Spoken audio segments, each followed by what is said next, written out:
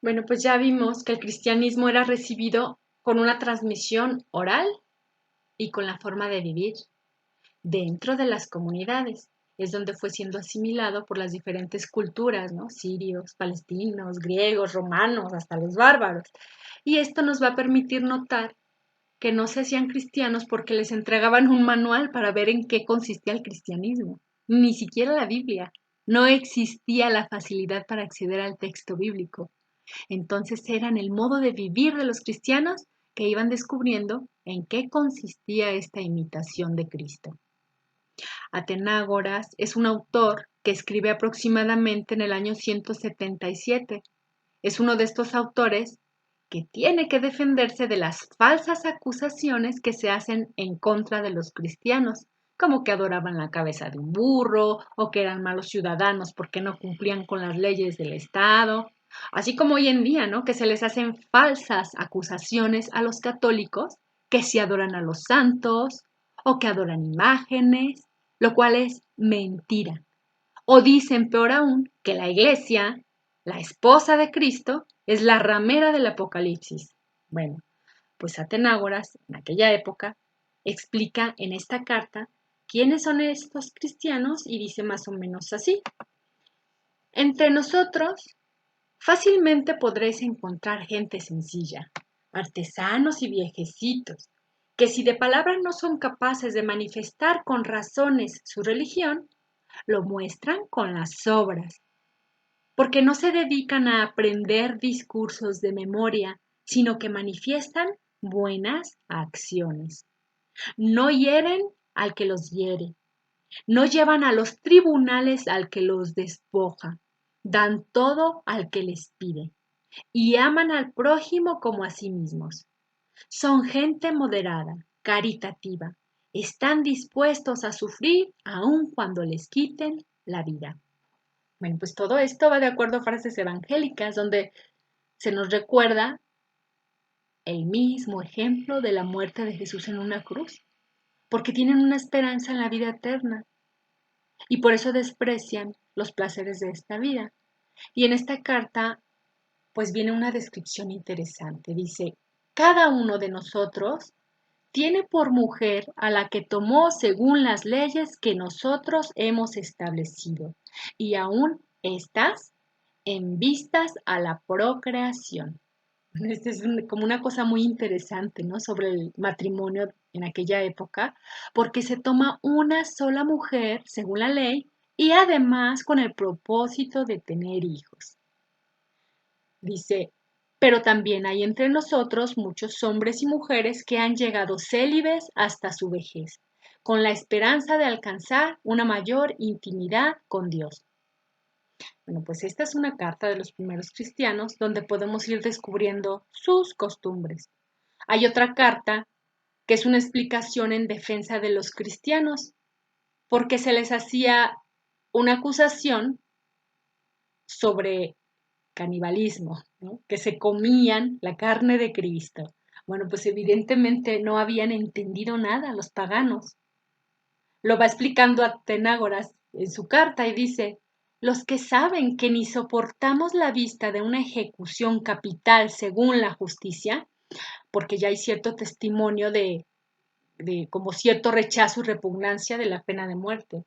Dice, ¿cómo pueden acusarnos de asesinato o de antropofagia? O sea, de canibalismo.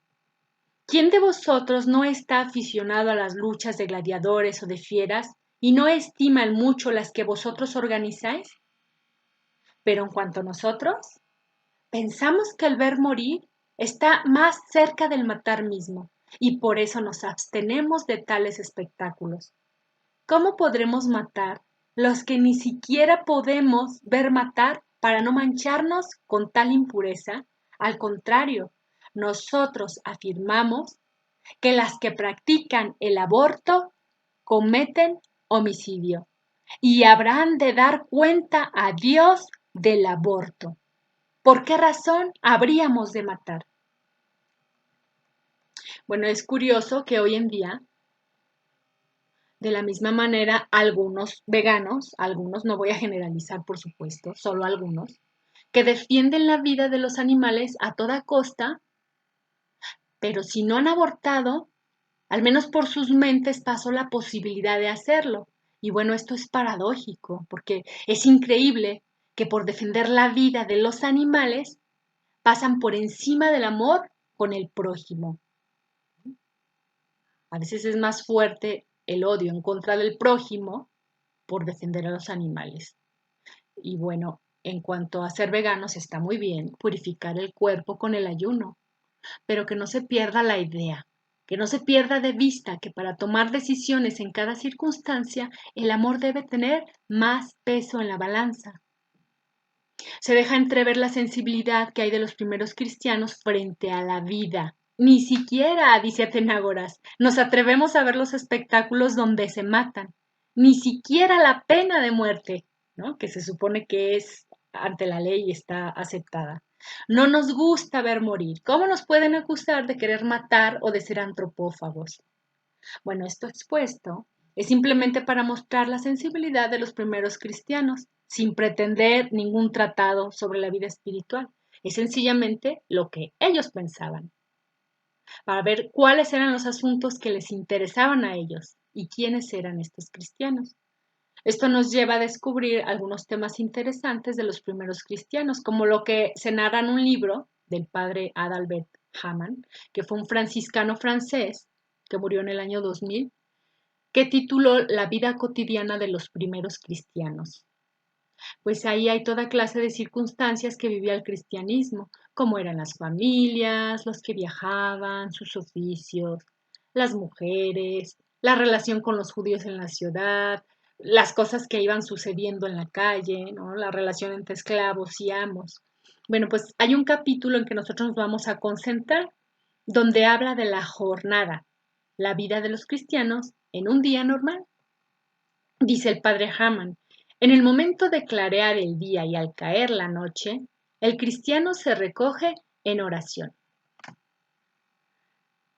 Tertuliano, por ejemplo, que es uno de estos autores antiguos, aconseja ponerse de rodillas para esa primera oración que abre el nuevo día. Tertuliano habla también de hacer la señal de la cruz.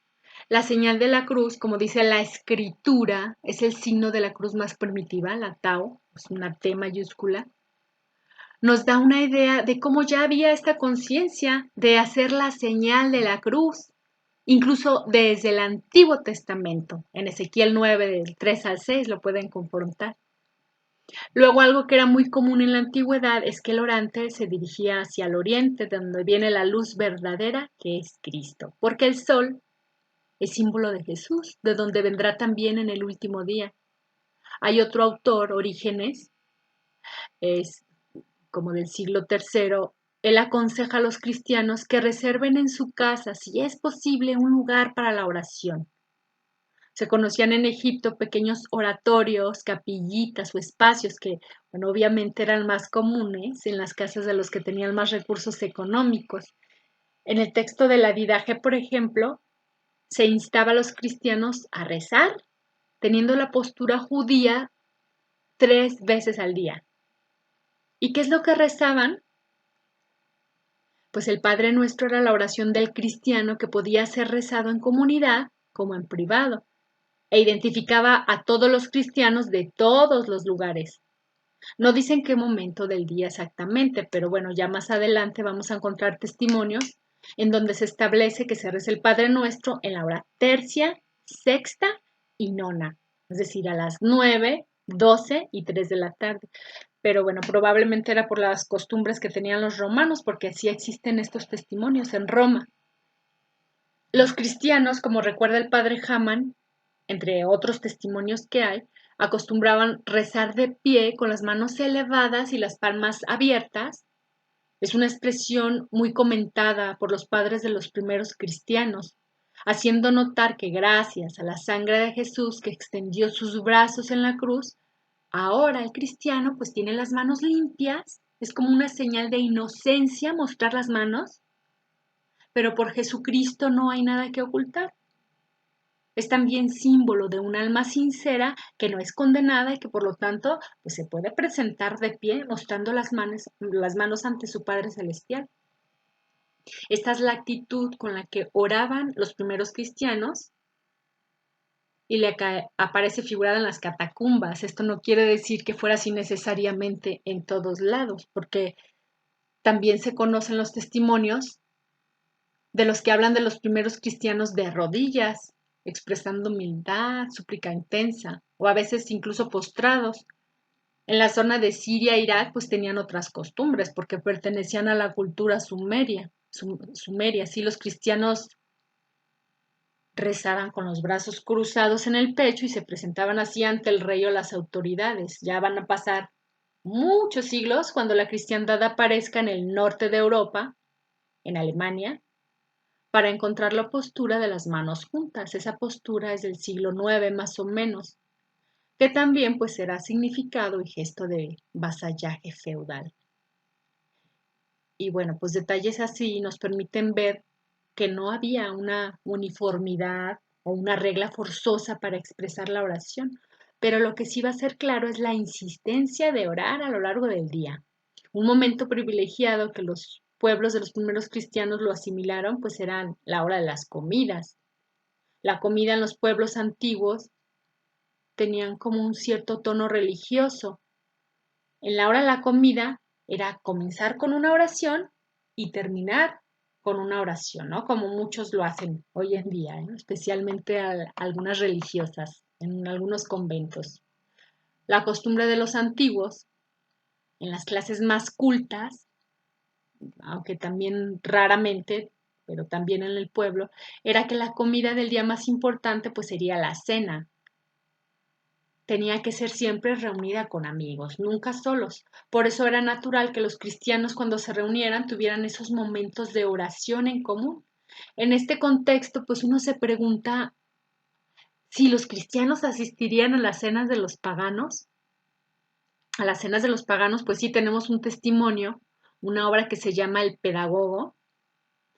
Ahí al parecer hay instrucciones de cómo se deben comportar los cristianos en las cenas de los paganos. No hay prohibición de asistir, sino la invitación a la sobriedad. Por lo mismo, ciertas insistencias a los varones de no ir a las tabernas, porque pues ahí solamente se da la ocasión, porque ahí se bebía mucho y se perdía la compostura. Pero también hay otra recomendación que nos puede parecer llamativa, es que en las cenas hay indicaciones sobre los juegos de azar, los de mesa, las apuestas de los dados, porque enriquecía a muchos y empobrecía pues, a muchos más.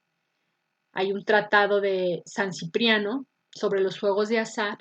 Él es muy insistente porque dice que el juego, incluso entre los cristianos, hace estragos y concluye que sería mejor gastar todas esas fortunas en buenas obras de caridad que perderlas en el juego. Ya poco después en un concilio del norte de África se lanza una excomunión, de hecho, entre los fieles que juegan dinero a los dados. Bueno, pues esta es la voz de los pastores de aquella época, ¿no? Más adelantito en el concilio de Elvira, que es una reunión entre obispos en el norte de África, en el siglo IV, con el testimonio de San Justino Casiano, pues se condenan estos juegos y esto pues, nos deja ver la sensibilidad que iban teniendo los primeros cristianos en su manera de vivir. Tertuliano, que fue padre de la iglesia del siglo II y III, describe cómo debían ser las reuniones en las comidas de los cristianos, donde hay disciplina y modestia en el comer, dice un pedacito a la letra. No se recuesten para comer, sino después de haber gustado una oración a Dios. Bueno, porque ellos comían recostados. Se come en la medida del apetito. Se bebe todo lo que es propio de gente sobria. Se satisface el hambre teniendo presente que incluso durante la noche han de adorar a Dios. Se habla como hombres que saben que Dios los está escuchando. En la comida, por lo tanto, debía abrirse con una oración y terminarse también con una oración. ¿Qué es lo que oraban? Bueno, tenemos algunos testimonios también de la antigüedad donde ya aparece el uso del salterio, los salmos, como parte del acompañamiento de sus comidas. En esa misma época nos recuerda el padre Hamann que ya los paganos tenían cierta costumbre de hacer ofrenda a los comensales, de hacerles regalos sencillos en una servilleta o cestas les daban para llevar de lo que habían ofrecido en la comida para que se lo llevaran a sus casas. Pues era un gesto de solidaridad. Seguramente, como comenta el padre Hamann, luego habrían tenido la costumbre de darles de esas mismas comidas a los pobres. Bueno, insisten en evitar todo aquello que en las comidas de los paganos sonaba a indecencia, a libertinaje, y les invita a que coman con modestia, como personas que han recibido más una lección que una comida. Lo que era más impresionante también, pues, que cuando esa comida era la de un mártir a punto de ser ejecutado, se les permitía tener un acompañante en la última cena y bueno, acompañando al que iba a morir al otro día para por la mañana en esos espectáculos, ¿no? Que estaban por la ley aceptados. El Día del Señor, por ejemplo, Dominus, que significa domingo y bueno, por ahí alguien dijo que en algún idioma eslavo significa Día de la Resurrección. Obviamente no hay que imaginar que era como nuestro domingo, ¿no? Donde la ley civil ya ha hecho un día feriado, donde supuestamente no se trabaja en domingo. Para ellos era más difícil. Para nosotros ya es una costumbre descansar para reunirnos en familia. Para ellos el domingo sería como lo que para los judíos, por ejemplo, hoy es el sábado, que habían que vivirlo de una determinada manera. Por ejemplo, Plinio, que es otro de estos autores antiguos, menciona que en el día determinado, domingo, se reúnen antes del alba para cantar en coros alternos un himno a Cristo, como a un Dios. Este es el día que se llama del sol. Madrugaban porque tenían que trabajar, porque no era día feriado. Los antiguos además eran madrugadores porque había que aprovechar la luz del día, no había luz eléctrica. Así que, pues ellos no querían gastar luz artificial. La hora de trabajo era a partir del alba, cuando la oscuridad comenzaba a la luz. Y bueno, esto nos da una idea de cómo se hablaba de Jesucristo como luz, esperándolo desde la vigilia pascual. Estaban en la oscuridad y de pronto sale el sol, lo cual les hacía experimentar, por un lado, lo que es estar en las tinieblas para pasar a la luz, a Cristo. Esto es lo que va a distinguir a los cristianos. Y bueno, en esta idea, donde se reúnen para adorar a Dios, existe un proceso contra un grupo de fieles en Túnez, al norte de África, pues que en aquel tiempo fue un lugar floreciente de la cristiandad, a más no poder, ¿no? A estos fieles se les detiene por una reunión ilegal, porque estaban prohibidas las reuniones en aquella época y no precisamente por estar en contra de ninguna religión, sino por la psicosis que había en los imperios antiguos de que podría ser una conspiración contra el mismo imperio. Bueno, entonces solo los ricos y los gobernadores se podían reunir. Entonces a estos cristianos, pues los detienen y comparecen ante el procónsul y les pregunta que cuál es la razón de su reunión. Entonces Saturnino, que era el que los representa, le contesta, bueno, es que hemos de celebrar el Día del Señor, es nuestra ley. Y emérito el procónsul le pregunta, ¿se celebraron en tu casa reuniones prohibidas? Pues sí, hemos celebrado el Día del Señor. ¿Y por qué les permitiste entrar? Es que son mis hermanos, no se los podía prohibir. Pues deberías haberlo hecho. Y le contesta, pues no podía hacerlo, no podemos vivir sin celebrar la cena del Señor. Bueno, esto nos deja ver que los primeros cristianos ya se reunían para la Eucaristía y aún en contra de las circunstancias era definitorio e imperativo celebrar la cena del Señor. Por esta razón no ayunaban en domingo. Bueno, estas reuniones al principio eran en casas, la gente las ofrecía, eran casas grandes. En Antioquía, por ejemplo, tenemos un testimonio de Teófilo, padre de la iglesia, celebraba en su casa. También se celebraban en muchas otras partes, ¿no? En Esmirna, en Antioquía, en Oriente. Y tenemos estos testimonios donde ponían tapancos y se celebraban arriba. De hecho, San Pablo, ¿no? Recuerdan en sus viajes que estaba un chico en un tapanco que se quedó dormido y se cayó porque se alargó la homilía. Bueno, debido a una prohibición imperial, era imposible tener reuniones al aire libre. Era cosa muy extraña para los paganos porque ellos tenían la conciencia o la idea de que las oraciones tenían que hacerse al aire libre para que llegaran más pronto al cielo. Esa costumbre, pues también podría explicar un poco las acusaciones de los paganos, de la supuesta impiedad que los cristianos tenían hacia Dios, ¿no? Que por esconderse en casas, debido a la prohibición, pues los paganos decían, los cristianos seguramente son impíos, adoran a los demonios y por eso se esconden en lugares encerrados. Pero bueno, los cristianos habían ido purificándose de todas estas supersticiones. La religión cristiana aparecía como una religión que no estaba vinculada a estas ideas, ¿no? Como el embrujo o el hechizo. Insistían mucho en la omnipotencia de Dios. Pues bueno, con estas cartas vamos a ir encontrando el testimonio de esas casas que se adaptaban para la cena del Señor. De hecho, el padre Hamann en su libro recuerda a un ciudadano llamado Marco. Pues tal vez a Marco, no lo sabemos. Su testimonio refleja la situación de la época. Marco, dice, habría transformado su casa en un lugar de reunión para los cristianos. Dice, mi casa es muy grande, caben más de 500 personas. Los cristianos de buena posición podían albergar en su casa a mucha gente. Esto nos ayuda a entender que las primeras iglesias eran casas habilitadas. Ahí se está muy lejos todavía de las construcciones especiales para las iglesias cristianas, pero ahí en las casas se encontraban el lugar para reunirse como asamblea. Por ejemplo, narra el autor, el padre Hamann, cómo es que un propietario ofreció su edificio para la reunión de la comunidad, pero al mismo tiempo servía como taller. Aunque no hay un estilo de construcción todavía para las iglesias, lo que sí hay es la conciencia de la celebración eucarística. Y cabe la pena recordar el texto de San Justino, mártir del año 167. Su texto es de lo más antiguo que hay describiendo la Eucaristía. De hecho, viene dentro del Catecismo de la Iglesia Católica. Es un texto recogido en una apología, que significa defensa, donde se está defendiendo precisamente de las acusaciones contra los cristianos.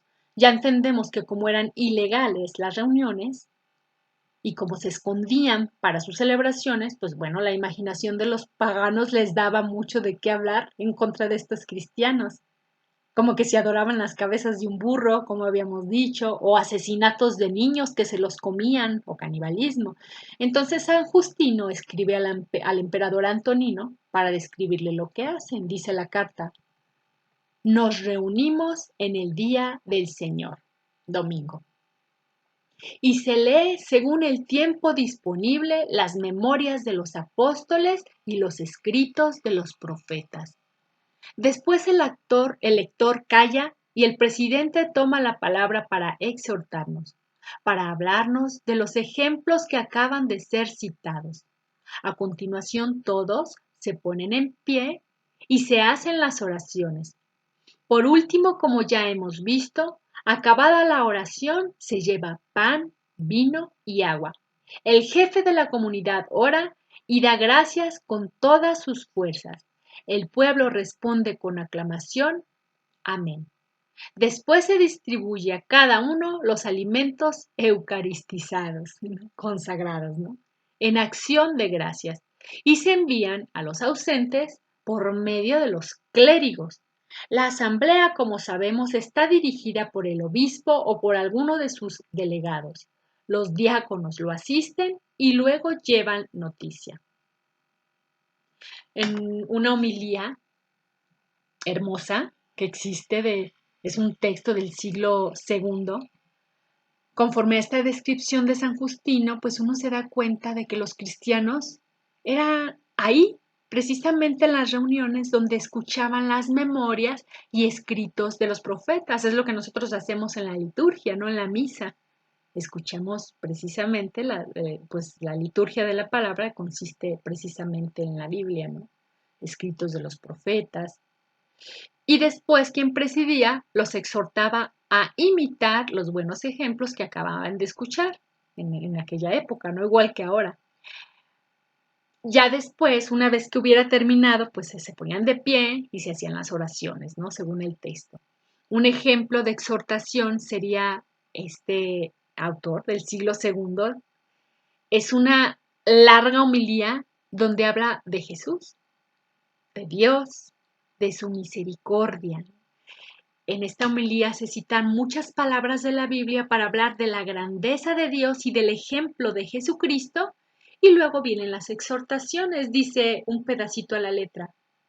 No nos contentemos, pues, con llamarlo Señor, pues esto no nos salvará. O sea, no es suficiente decir, creo que Jesús es mi Señor y Salvador y ya estoy salvo. Así dice esta homilía. No nos contentemos pues con llamarlo Señor, pues esto no nos salvará. Está escrito en efecto, no todo el que me diga Señor, Señor se salvará, sino el que practique la justicia. Por tanto, hermanos, confesémoslo con nuestras obras, amándonos los unos a los otros. Luego, bueno, viene una pequeña lista donde explica el significado de lo que es amarnos los unos a los otros.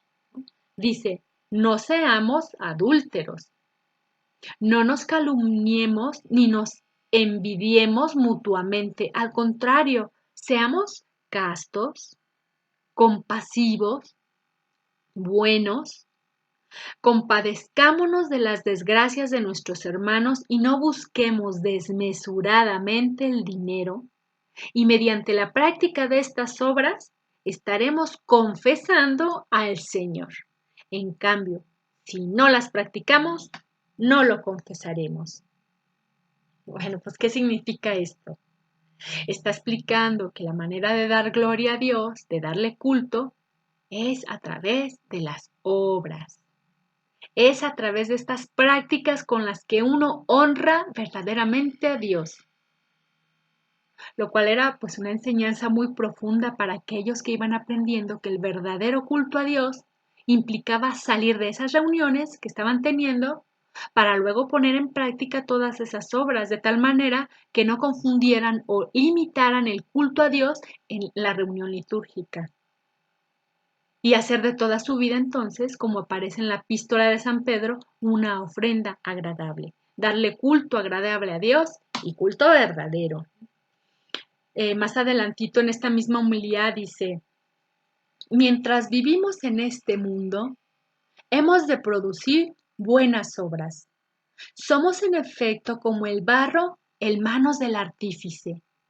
Así, de la misma manera que el alfarero puede componer de nuevo la vasija que está modelando si le queda deforme o se le rompe cuando todavía está en sus manos, en cambio, le resulta imposible modificar su forma cuando ya la ha puesto en el horno.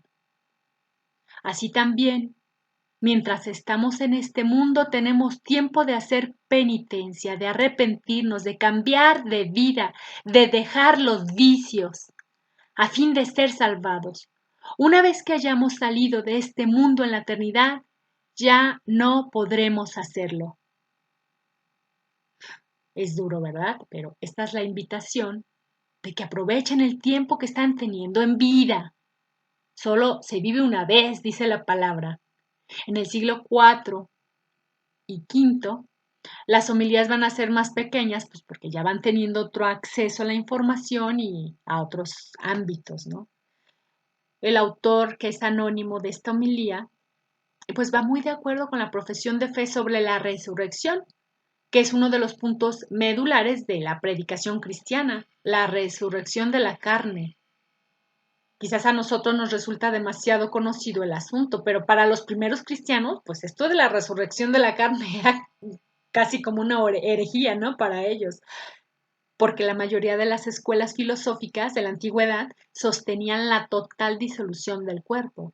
De hecho, era la aspiración más alta, era incluso el deshacerse de este cuerpo, era pues algo a lo que ellos aspiraban, ¿no? Este autor dice, Que ninguno de vosotros, o sea, dentro de la misma homilía, que ninguno de vosotros diga que nuestra carne no será juzgada ni resucitada. Reconoced por el contrario que ha sido por medio de esta carne en la que vivís que habéis sido salvados y que habéis recibido la visión. Por ello debemos mirar nuestro cuerpo como si se tratara de un templo de Dios. Si Cristo el Señor os ha salvado siendo como era, o sea, espíritu, quiso hacerse carne para podernos llamar. También nosotros, por medio de nuestra carne, recibiremos la recompensa.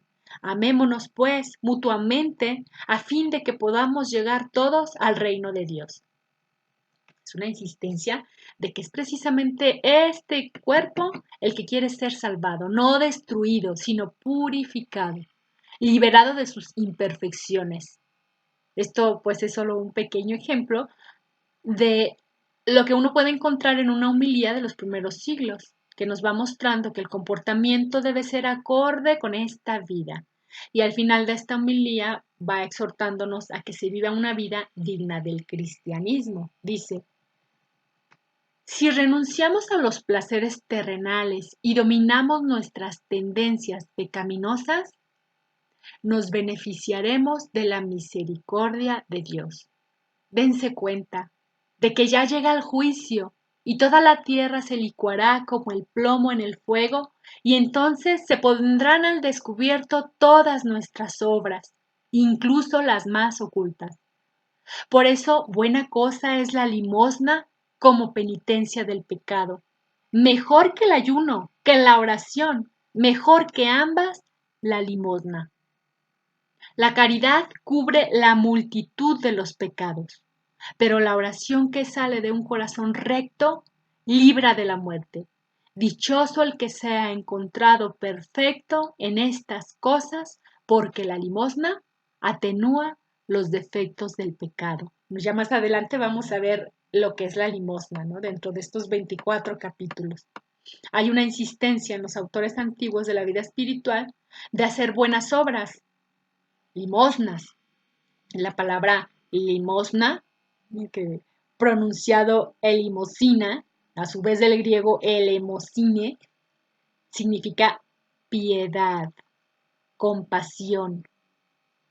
No se entienden aquí las tres moneditas que uno da, sino la ayuda material, ayuda física, un necesitado. Y puede ser desde el itacate hasta la distribución de los bienes. Como recuerda San Justino en este mismo texto, que antes de la ofrenda, o sea, del pan y del vino, se colectan los bienes que luego se van a distribuir entre los pobres. Es lo que hace luego normalmente el tercer domingo de cada mes, al menos en mi comunidad. Así es como se celebraba la Eucaristía en antiguo, ¿no? Muy parecido ahora, con la oración y la práctica de las buenas obras. Entonces la Eucaristía era celebrada prácticamente solo los domingos, en el alba, antes de salir el sol. Ya luego, conforme va pasando el tiempo y las cosas pueden ir siendo más fáciles, pueden celebrarse diariamente, por la tarde y en distintos horarios. Pero bueno, vamos a dar un salto grande en el tiempo. Hay un pequeño texto de San Benito del siglo V, cuando el Imperio Romano está colapsándose. Entonces San Benito ofrece una regla donde expresa cuáles son las cosas que se esperan del cristiano. Y San Benito las llama las buenas obras. Llama a los instrumentos de las buenas obras donde él está recogiendo la tradición del cristianismo. Dice a la letra, primero, amar al Señor Dios con todo el corazón, con todo el alma y con todas las fuerzas. Después al prójimo como a ti mismo. Luego, ¿cuáles son las buenas obras? Lo que se espera del cristiano. No matar, no cometer adulterio, no hurtar, no codiciar, no levantar falsos testimonios, honrar a todos los hombres, no hacer a otro lo que uno no quiere para sí, negarse a sí mismo para seguir a Cristo. castigar al cuerpo, no entregarse a los deleites, amar el ayuno, alegrar a los pobres. Bueno, ya vamos a hablar más adelante lo que es ayuno para ellos, ¿no? Vestir al desnudo, visitar al enfermo, sepultar al muerto, socorrer al atribulado, consolar al afligido, no anteponer nada al amor de Cristo, no ceder a la ira, no guardar rencor, no dar paz falsa, no abandonar la caridad, no tener dolor en el corazón, no jurar, no sea que acaso se perjure, o sea, no quebrantar el juramento. Decir la verdad con el corazón y con la boca, no hacer injurias, o sea, no ofender con críticas en contra del honor de alguien, no maldecir a los que los maldicen, sino más bien bendecirlos, no ser soberbios, ni aficionados al vino, ni glotón, ni dormilón, ni perezoso, ni murmurador, ni detractor, es decir, no quitar crédito hablando mal de alguien. No hablar palabras vanas. No amar mucho. No amar, hablar mucho. Darse frecuentemente a la oración. Oír con gusto las lecturas santas. Desear la vida eterna con la mayor avidez espiritual posible. No odiar a nadie. Amar la castidad. No tener envidia. No tener celos. No amar la contienda. No amar los pleitos. Huir de la vanagloria, venerar a los ancianos, amar a los más jóvenes, orar por los enemigos en el amor de Cristo, reconciliarse antes de la puesta del sol con quien se haya tenido alguna discordia y no desesperar nunca, nunca de la misericordia de Dios. Bueno, pues esto nos va dando una idea del hilo que se va siguiendo desde los primeros testimonios cristianos. Conforme va avanzando el tiempo, nos van permitiendo detectar cómo van asimilando el Evangelio a lo largo de los siglos. El cristianismo, bueno, pues se fue configurando en la medida en que aceptaban el mensaje de Cristo. Los que se reunían eran asiduos, como dice Hechos de los Apóstoles, eran frecuentes en sus reuniones, tenían ese sentido de pertenencia a la comunidad y eran instruidos por sus jefes o directores espirituales. La mayor insistencia siempre eran las buenas obras. En este conjunto van a ir apareciendo indicaciones que salen al paso de circunstancias, dependiendo del lugar, de la época, de la cultura, como por ejemplo, ¿no? Este asunto del juego de los dados en las tabernas. Como veremos más adelante en los oficios, a qué se podían dedicar y a qué no. Este tipo de consideraciones les iban apareciendo en la medida que iban viviendo el Evangelio en la vida cotidiana. Hasta entonces iban deduciendo y asimilando la verdad del Evangelio. Era su manera de irlo poniendo en práctica. Si nosotros comparamos la espiritualidad que ellos tenían con nuestro actual vivir, independientemente de las diferentes costumbres, circunstancias o de la distancia en el tiempo, pues podemos ver que tenemos muchas similitudes espirituales con la vida cotidiana de los primeros cristianos, porque Jesús ha predicado el Evangelio para todos los tiempos. Sin embargo, como nuestra iglesia no es fundamentalista, pues nosotros podemos y debemos discernir en estas diferentes circunstancias. Y precisamente cuando decidimos con conciencia recorrer el itinerario de vida espiritual, entonces es ahí donde van a surgirnos las dudas. Solo haciendo la tarea se aprende realmente. Entonces hay que pedirle a Dios que nos mande un magnífico director espiritual, santo, y que nos ayude a despejar todas las dudas que se nos presenten en nuestro camino.